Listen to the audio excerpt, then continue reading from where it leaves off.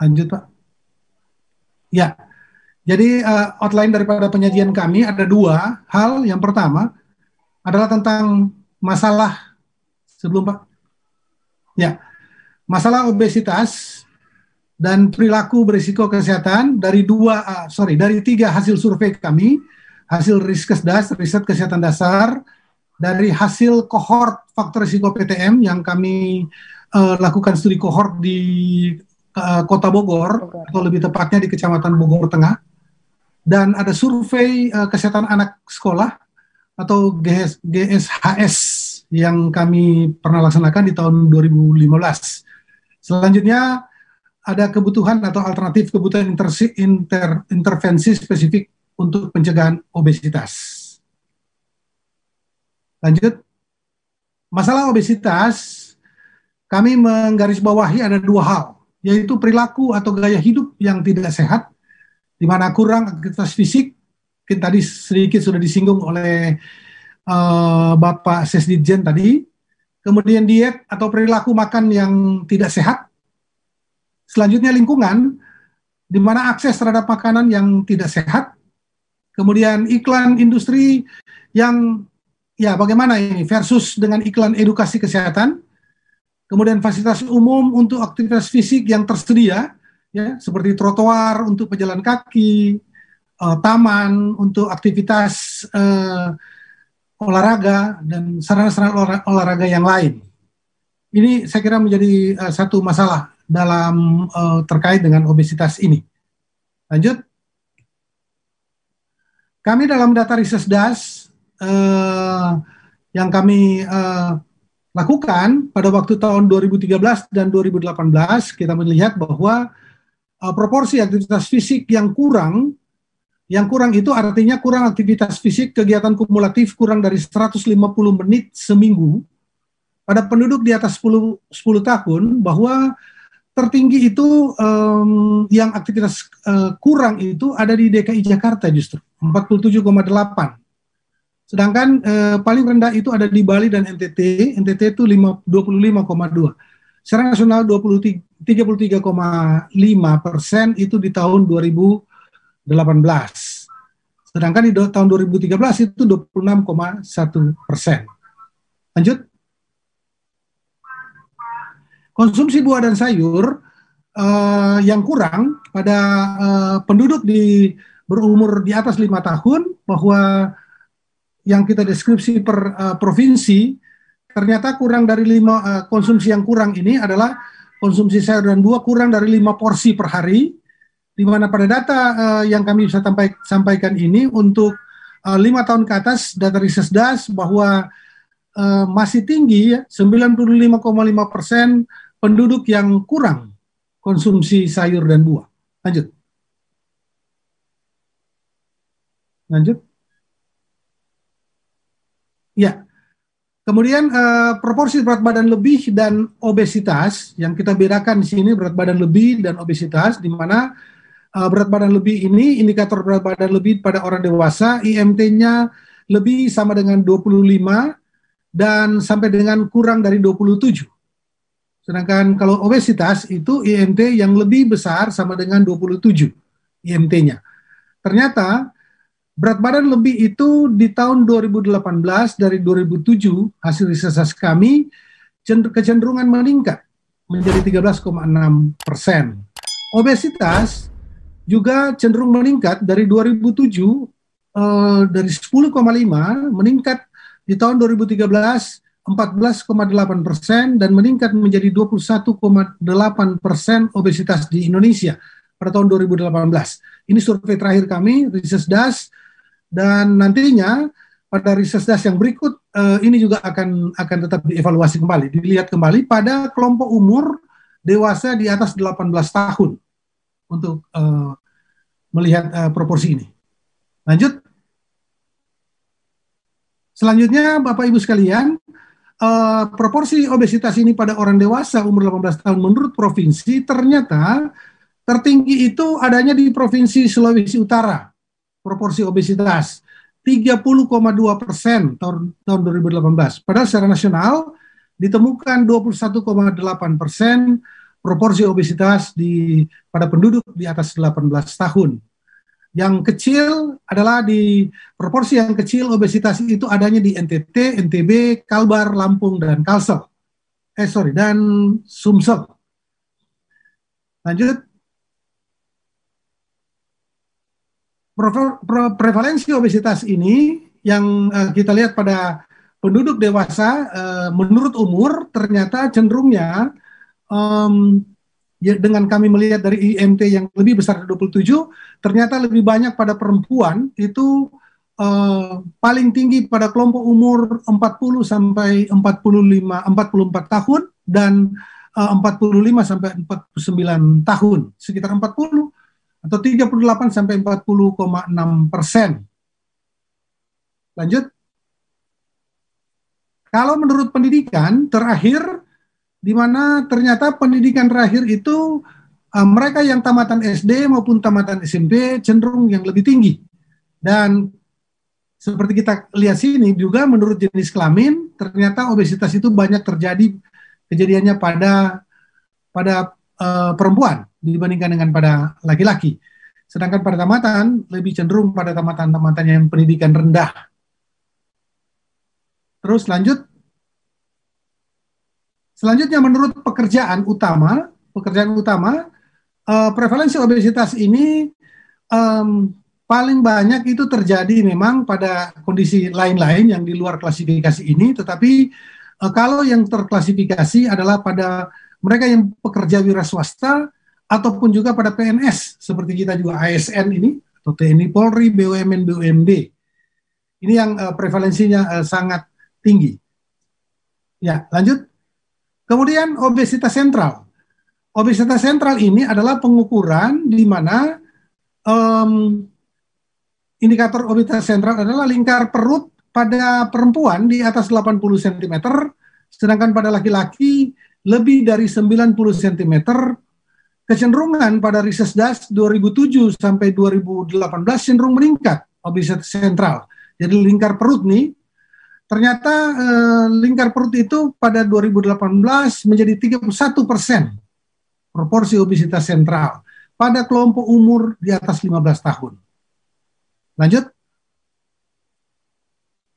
Selanjutnya, Bapak Ibu sekalian, kami akan menampilkan ada hasil analisis kami dari teman Ibu Rofi Ngatul, peneliti kami di Badan Litbang, di Pusat 3, analisis hubungan antara IMT dengan penyakit tidak menular, lebih khusus pada hipertensi dan DM. Kita lihat sini dari hasil yang ada, dengan memakai cut-off-nya, lanjut Pak. Ya, dengan memakai cut-off dari Kementerian Kesehatan, IMT dibagi atas kurang dari 17 dan kemudian juga yang lebih tinggi daripada 20, lebih besar daripada 27, ternyata memang kecenderungan itu makin IMT itu sangat berhubungan juga dengan peningkatan kasus kejadian pada DM maupun pada hipertensi. Kita lihat dalam nilai odds ratio dengan cut-off-nya Kementerian Kesehatan bahwa makin bertambahnya IMT, ternyata risikonya untuk menderita penyakit tidak menular itu juga makin tinggi proporsi PTM-nya, 4,9 odds ratio-nya. Lanjut, kalau kita kemudian melihat tentang cut-off-nya dari WHO tahun 1998, di atas penduduk yang di atas 19 tahun, memang sama juga, tetapi memang cenderung juga lebih tinggi pada klasifikasi IMT kurang dari 18, meningkat pada IMT yang kurang dari antara 18,5 sampai 24, kemudian meningkat lagi pada IMT 25 sampai 29, dan IMT yang di atas sama dengan 30, itu dengan odds ratio 5,4 kali, cenderung untuk penduduk menderita penyakit tidak menular pada penduduk usia lebih daripada 19 tahun. Lanjut. Selanjutnya, menurut WHO IOTF ini, sama juga bahwa ada cenderung juga makin meningkat dengan resikonya 5,7, odds ratio-nya 5,7 kali untuk penduduk menderita penyakit tidak menular. Lanjut.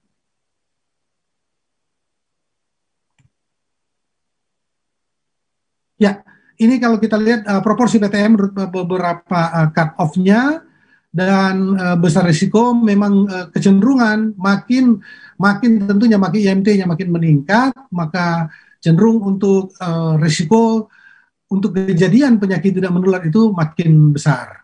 Lanjut. Besar risiko pada IMT pada terhadap penyakit tidak menular yang kita lihat di sini memang um, dari IMT yang kecil memang cenderung terus untuk makin meningkat pada IMT yang sangat besar atau nilai odds ratio-nya makin makin cenderung makin meningkat. Malah tertingginya ada di 30 IMT-nya 35. Lanjut. Kemudian besar risiko IMT pada laki-laki sama juga cenderung meningkat juga, malah mereka kalau pada laki-laki 33 sampai 35 itu cenderung udah IMT-nya risikonya sangat-sangat besar. Lanjut.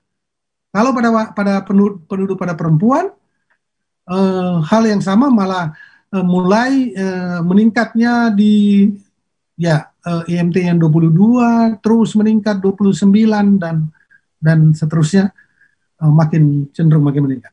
Lanjut. Lanjut. Lanjut. Ya.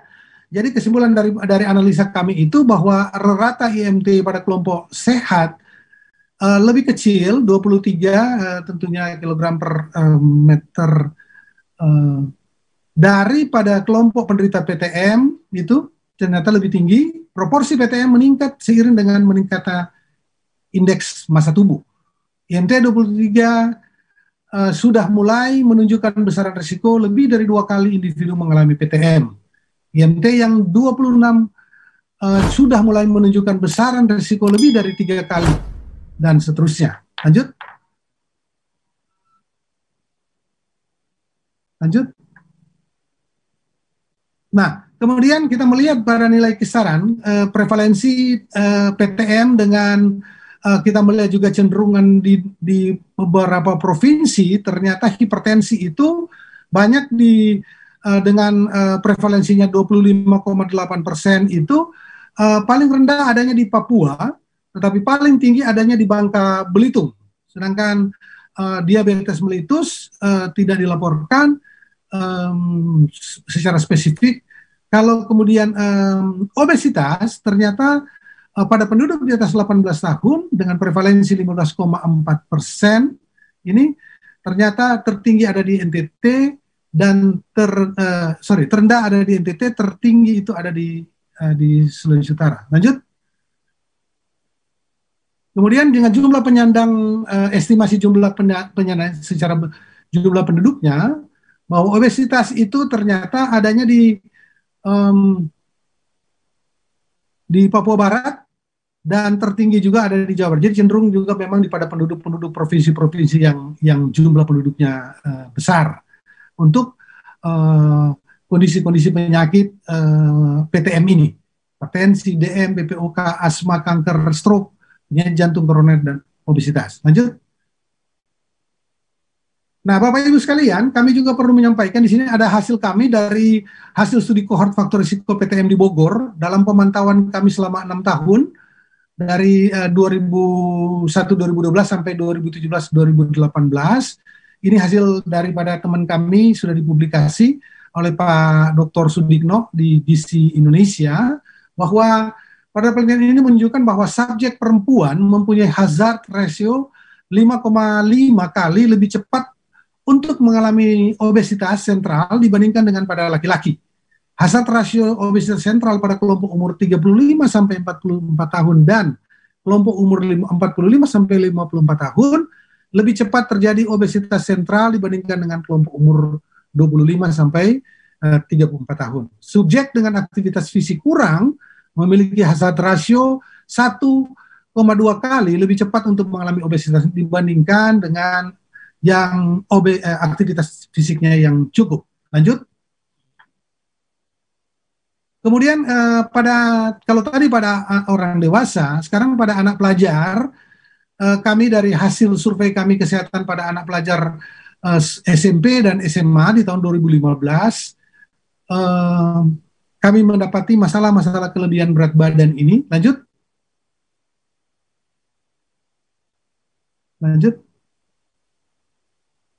Bahwa proporsi mereka dengan kelebihan berat badan ini menurut jenis kelamin, kami dapati kelebihan berat badan ini proporsinya 15,8%, di mana kecenderungan pada jenis kelamin ini tidak ada perbedaan menurut laki dan perempuan. Dan kalau kita lihat dari kelas, memang cenderung dari kelas 7 itu sudah ada kecenderungan kelebihan berat badan, tetapi dia memang menurun dari dengan pertumbuhan umur, meningkat pada setiap turun kelas, pada kelas yang lebih makin meningkat. Lanjut. Kemudian obesitas menurut jenis proporsi obesitasnya, kalau tadi kelebihan berat badan, sekarang obesitas 5,2 yang ditemukan pada pelajar-pelajar SMP dan SMA. Kecenderungan obesitas ini adanya pada laki-laki 6,2%. Lanjut. Kemudian yang proporsi tidak konsumsi buah dan sayur, selama dalam pengamatan kami dalam pertanyaan kami 1 bulan terakhir, menurut jenis kelamin ternyata yang mereka pelajar ini yang tidak konsumsi buah dan sayur itu 9,1% proporsinya. Lebih banyak juga pada laki-laki yang tidak makan konsumsi buah. Lanjut. Konsumsi untuk buah kurang dari 1 kali per hari 27%, dan laki dan perempuan tidak ada perbedaan. Lanjut. Kemudian konsumsi sayur, yang tidak konsumsi sayur pada pelajar ini kami temukan hanya 3%, ya, 3%, cenderung lebih tinggi pada laki-laki, 3,3%. Lanjut.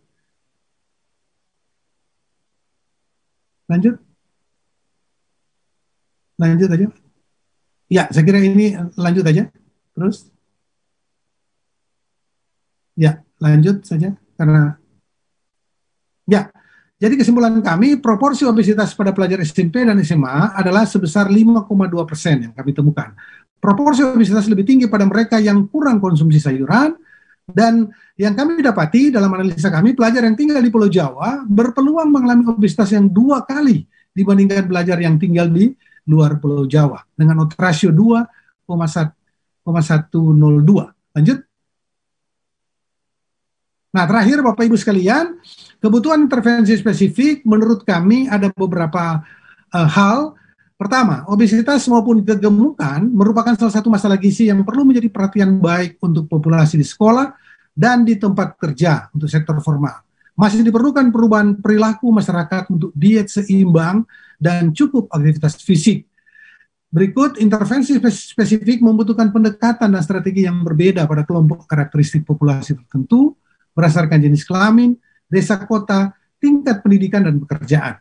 Selanjutnya, perlu diciptakan lingkungan yang kondusif untuk masyarakat yang mempunyai akses terhadap informasi seperti makanan dan minuman yang sehat, dan pilihan pangan yang sehat, serta kemudahan akses terhadap sarana prasarana umum untuk aktivitas fisik. Saya kira mungkin demikian yang boleh kami sampaikan. Bapak Ibu sekalian, mohon maaf jika ada hal-hal yang tidak berkenan. Sekali lagi terima kasih atas perhatiannya. Dengan demikian kami